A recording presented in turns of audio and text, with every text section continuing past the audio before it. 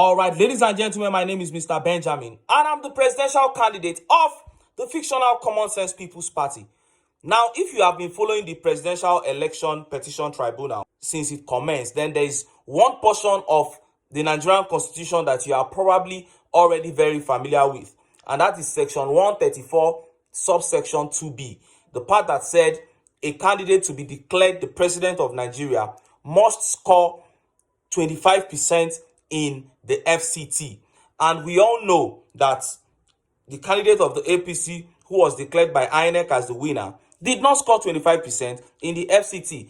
And Nigerians have been expecting that this was going to be an issue that will be keenly contested at the tribunal. Now, I don't know if this was a mistake or if it was intentional, but INEC lawyers today in court admitted that a candidate must score 25% in the FCT to be declared winner. This was how it happened. Let me break it down. It was during the cross-examination of witnesses. And then the INEC lawyer was cross-examining one of the PDP witnesses. And then INEC lawyer asked the witness, he said, "Do you realize that Atiku didn't score 25% in the FCT?" Then the PDP witness said, "Yes." INEC lawyer then said, "Since he didn't get 25% in the FCT, do you know that he can't be declared president?" Then the PDP witness replied. He said, "Even Tinubu didn't score 25% in the FCT, and you made him president."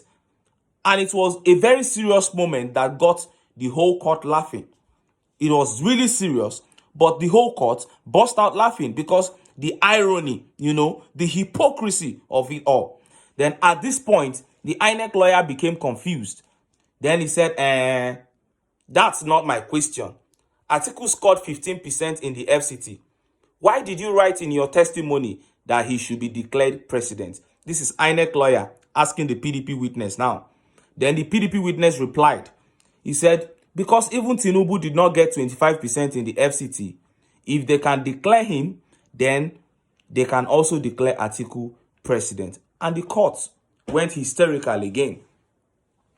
And it just pains me that this was not televised. Why didn't these people televise this thing? Nigerians deserve to see all this in court.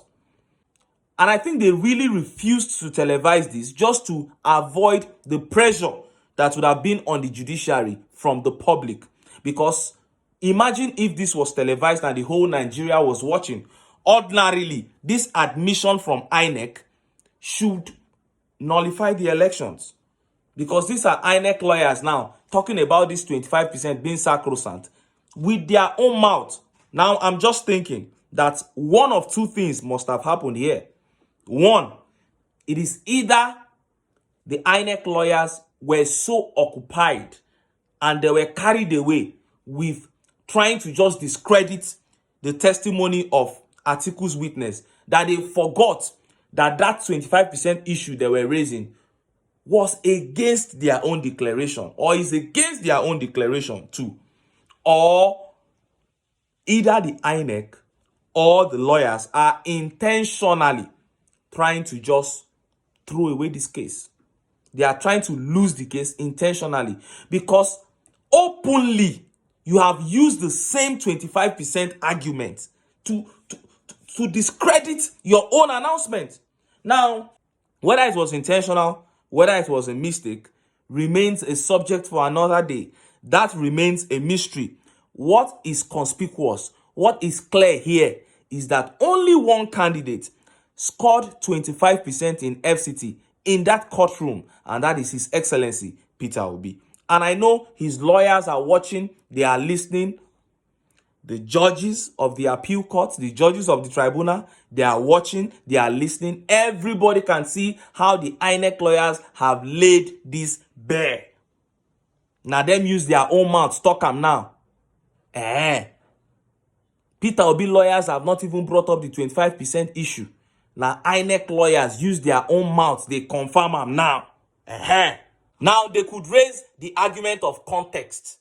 They may say the context within which the INEC lawyer said it was different. But the thing is, one may argue that INEC lawyers were just trying to discredit the testimony of the PDP witness using the 25%. You know, the PDP witness had written that Atiku should be declared president. So maybe INEC was just trying to discredit that using the 25%. But in law, there is something called admissible evidence. If while trying to discredit the testimony of Atiku's witness, then INEC, you no see anything in the world to use to discredit it. Now 25%, you can't go pick. If while trying to discredit the testimony of Atiku's witness, you admit that 25% is compulsory, that is admissible evidence, then Obi's lawyers can now use it against you when they bring up the case of 25%. And that's exactly what INEC did here. You know, they gave away admissible evidence by saying that, are you aware that Atiku did not score 25%? If Atiku scored 15%, why are you now asking that we should declare him president? It means you are saying anybody that did not score 25% should not even think about being declared president. It's simple. This thing is simple. No need for any further argument. INEC una don finish matter. We just waste our time. They go up and down since we don't know say INEC una will come finish this issue like this. Meanwhile, while they are going up and down, witness of PDP, lawyer of INEC doing cross-examination, His Excellency Peter Obi is still piling evidence to the tribunal. If they pile evidence, they come. He never even start with them. Hey, this issue no be small wahala. The man still dey pile evidence. See the ones wey they carry enter today. See the video. Into their house. You're taking a video of me, man. I don't take a video. Take me picture, Gary. He said we not get. What state is that? Nasarawa. Put it there. Come.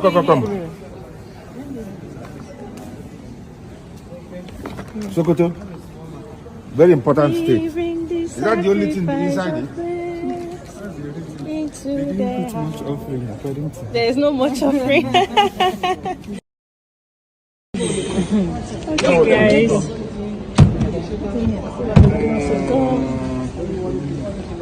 You see, they didn't put much offering. Maybe you can help us with it. He said they didn't put much offering in the Sokoto ode. That is PO for you. He only deals with information that are true and that are relevant. There is no need to put in lie and irrelevant things there that will be eventually thrown out. And those are results coming in from every state of the federation. Nasarawa, Sokoto. Obi actually won in Nasarawa, but the evidence is bringing in is to prove that the figure that he was given was far less than what he actually polled. Just like what happened in Lagos, where he was declared winner with less than 600,000 votes. But he is on course to prove that he actually polled over 900,000 votes in Lagos. And Sokoto is also coming in. And when some people see a place like Sokoto, he's not trying to say that he won the state. He's basically trying to do the same thing that he wants to do in Nasarawa to prove that the figure that was given to him was far less than what he actually polled. All right, when I don't see as they go, and a lot of people will still say, all this now wash. We don't trust the judiciary. Yes, you have every reason to distrust them. Even PO said in the last Zoom meeting he had with OBidients, he said he knows that some people will be tired, they will be disappointed. He said people have the right to feel that way. He said, but this is a very long journey that he is willing to take to the end. And many people say they go stay with them to the end. For the sake of those people, we need to keep bringing these updates on this court matter. Make we for fit bring more updates. I need to enter town. Make I go get more ogbonge political news wey una go like. Why? Because of una. Now I dey here. So don't go away. Don't go